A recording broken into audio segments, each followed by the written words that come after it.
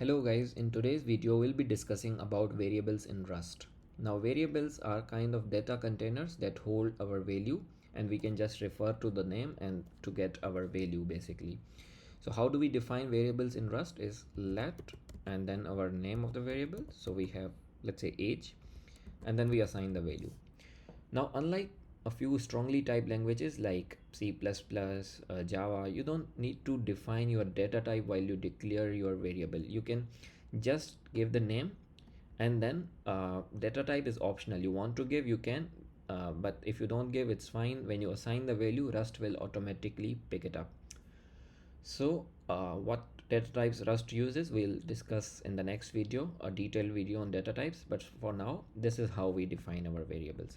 Now, how Rust picks it up on runtime, because these variables are immutable, meaning you cannot change its value. So let's say if I try to, it will give me an error saying you can only assign an immutable variable once.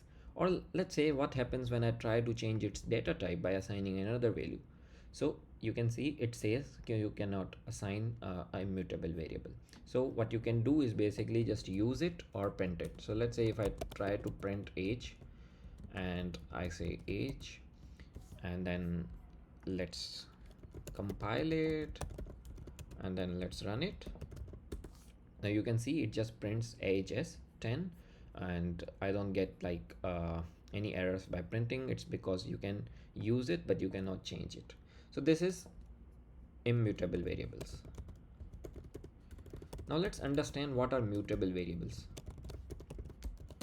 So mutable variables are basically variables that you can change. Okay, so let's say we say let and then id is equals to 1. Now this is exactly how you define your immutable variable. What for mutable you have to do special is you have to add another keyword, which is mut, M-U-T. So let mut and then your name of the variable and the value. So here I assign it as a 10. Now let's print before and then we print our id, and then we say id is, let's say, a 99. We change it and you see we didn't get any errors. But if we try to change age, we straight away get an error. Okay, so this is immutable, id is mutable. Now if we print it again, you can see we get no errors. And now let's compile it and then we run it. You can see first it's before it's 1, and then after the change it's 99. So the change is reflected. So these are our mutable variables in Rust. Now by default, Rust store both kind of variable on your stack. So these both variables are by default stored on stack. Even you have immutables, mutables, all are stored on stack. But by default, Rust creates immutable variables because it's like safe for the safety purposes, that you don't unintentionally end up changing the values or the state of your program.